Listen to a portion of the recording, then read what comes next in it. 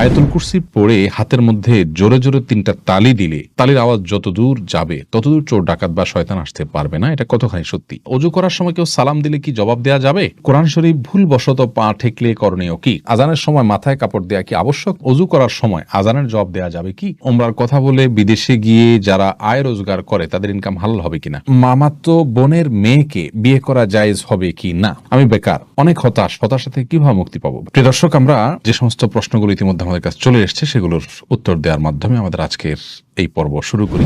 রায়হান হাসান জানতে চেয়েছেন, অজু করার সময় কেউ সালাম দিলে কি জবাব দেওয়া যাবে? উত্তর হলো যাবে, কোনো অসুবিধা নেই। অজুর মধ্যে অজুর ফাঁক দিয়ে আপনি কারোর সালামের জবাব দিতে পারেন, তবে পানির ট্যাপ ইত্যাদি বন্ধ করে নেবেন যাতে করে পানি অপচয় না হয়। আর গল্প স্বল্প করা যাবে না। মেহেদী হাসান জানতে চেয়েছেন, নামাজে হাঁচি আসলে কি আলহামদুলিল্লাহ বলতে হবে? ভাই মেহেদী হাসান, নামাজে যদি হাঁচি আসে তাহলে সেক্ষেত্রে আমাদের কোনো কিছু বলতে হবে না, কারণ আলহামদুলিল্লাহ বলা, ইরহামুকাল্লাহ বলা এগুলো সালাতের বাইরের জন্য প্রযোজ্য, সালাতের মধ্যে এগুলো বলা যাবে না।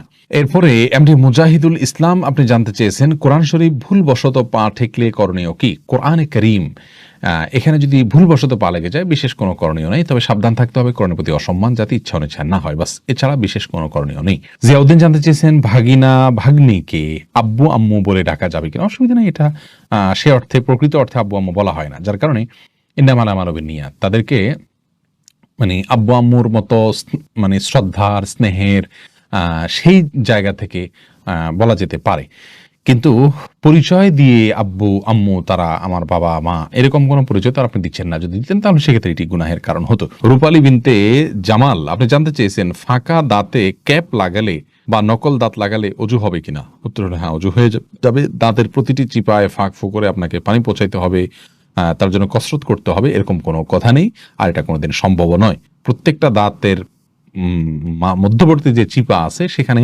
পানি পৌঁছানো এটা কোনো সহজ কাজ নয়, অতএব এটা শরীয়ত আমাদেরকে নির্দেশ করেন। আল হারজু মাদফু, ইসলামী শরীয়তের একটা মূলনীতি হলো যে জিনিসটা আমাদের জন্য খুব কষ্টকর হয়, যে জিনিসটা আমাদের জন্য খুব ঝামেলার হয়ে যায়, সেটা কিন্তু ইসলাম আমাদেরকে করতে বাধ্য করে না। ফজলে রাব্বি জানতে চেয়েছেন, ওমরার কথা বলে বিদেশে গিয়ে যারা আয় রোজগার করে তাদের ইনকাম হালাল হবে কিনা? যদি যে কাজটা করছেন সে কাজটা হালাল কাজ হয়, হারাম কোনো কাজ করছেন না, তাহলে সেখান থেকে উপার্জিত অর্থ তার জন্য হালাল হবে ইনশাআল্লাহ। তবে তিনি ধোঁকা দিয়েছেন, প্রতারণা করেছেন, তার জন্য তিনি কবিরা গুনাহ করেছেন, এবং এই কবিরা গুনাহ থেকে তওবায়ে নাসুহা করে ক্ষমা চাওয়ার আগ পর্যন্ত ক্ষমা হবে না। আমরা মনে করি যে অপরাধ একটা করে ফেলি পরে মাপ চাই নেব, এটা আসলে কোনো তওবা না।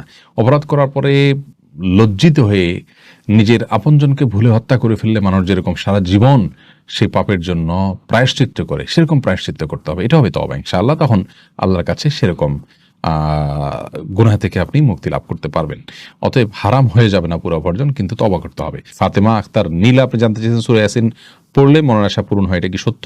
কোন ফাতেমা সূরা ইয়াসিন পড়লে মনের আশা পূরণ হয় এরকম কোনো কথা রাসূল করিম সাল্লাল্লাহু আলাইহি সাল্লামের কোন হাদিস থেকে আমরা জানি না, এটা সঠিক নয়। সাইফুল ইসলাম আপনি জানতে চেয়েছেন, অজু করার সময় আজানের জবাব দেওয়া যাবে কি? অজু করার সময় আজানের জবাব দেওয়া যাবে যদি আপনি অজুর ফাঁকে ফাঁকে দিয়ে ফেলতে পারেন, কোনো অসুবিধা না থাকে, পানি অপচয় না হয়, ফাঁকে ফাঁকে দিয়ে ফেলতে পারেন।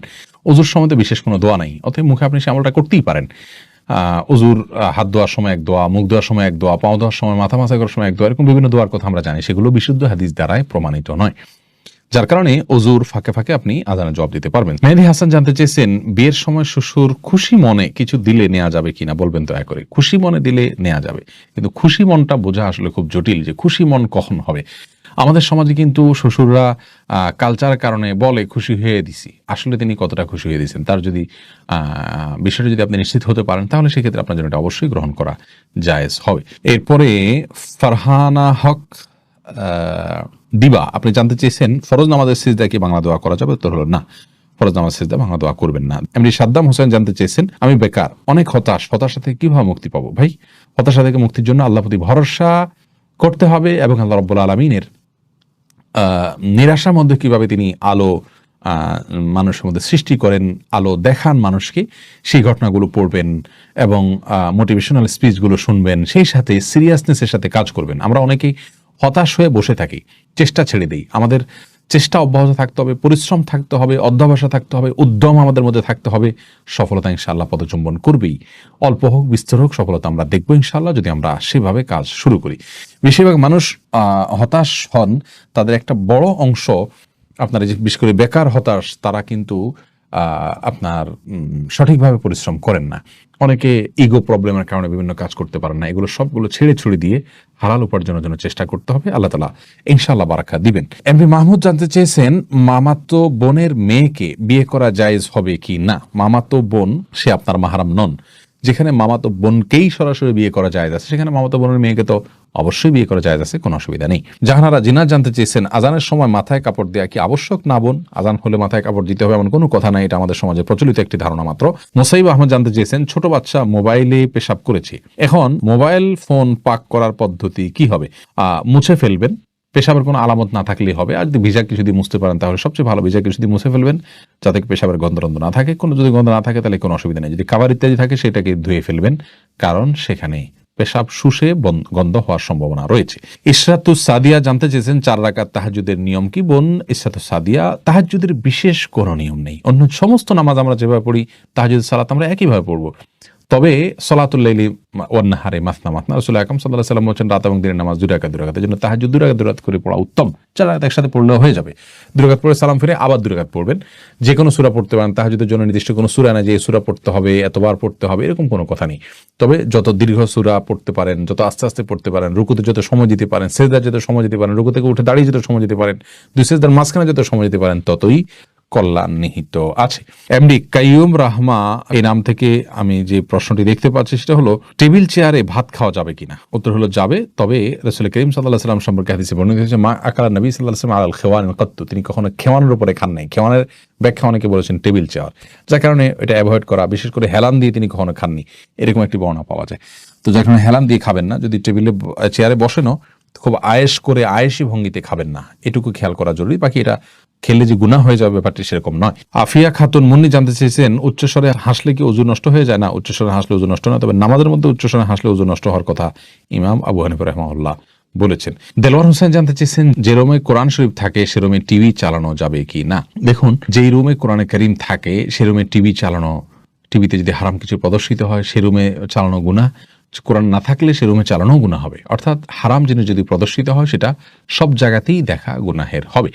তবে কোরআনে কারীম যদি থাকে তার এটা কোরআনের প্রতি একটা অসম্মান হয়, যে কোরআনের সামনেই কোরআনের নির্দেশের অবলঙ্ঘন, সেটা সন্দেহভাবে এক্সট্রা একটা অবমাননা হয়, কোরআনের একটা অসম্মান হয়, সেটা আমাদের না করা উচিত এবং কোরআনের সম্মানার্থে অন্তত হারাম থেকে বেঁচে থাকার চেষ্টা করা উচিত। যদি করেন কেউ তাহলে কোরআনের অসম্মান হবে এবং গুনাহ হবে। জান্নাতুল ফিরদাউস আপনি জানতে চেয়েছেন, আয়াতুল কুরসি পড়ে হাতের মধ্যে জোরে জোরে 3টা তালি দিলে তালির আওয়াজ যত দূর যাবে ততদূর চোর ডাকাত বা শয়তান আসতে পারবে না, এটা কতখানি সত্যি? বোন জান্নাতুল ফিরদাউস, আয়াতুল কুরসি সম্পর্কে রাসূল করিম সাল্লাল্লাহু আলাইহি ওয়াসাল্লাম থেকে একাধিক হাদিস বর্ণিত রয়েছে এর ফজিলত এবং মর্যাদা প্রসঙ্গে। তার একটি মর্যাদার বিষয় এও যে যেই বাসায়, যে ভবনে বা যে বাড়িতে বা যে জায়গায় বসে আয়াতুল কুরসি রাতের বেলায় তেলাওয়াত করা হয় সেখানে আল্লাহ রাব্বুল আলামিন চুরি দাড়ি এগুলো থেকে তাদেরকে হেফাজতে রাখেন। অতএব আয়াতুল কুরসির এটি একটি ফজিলত বিশুদ্ধভাবে প্রমাণিত যে সেখানে আয়াতুল কুরসি পাঠ করলে আর চুরি হবে না ওই রাতে। কিন্তু এর মানে এই নয় যে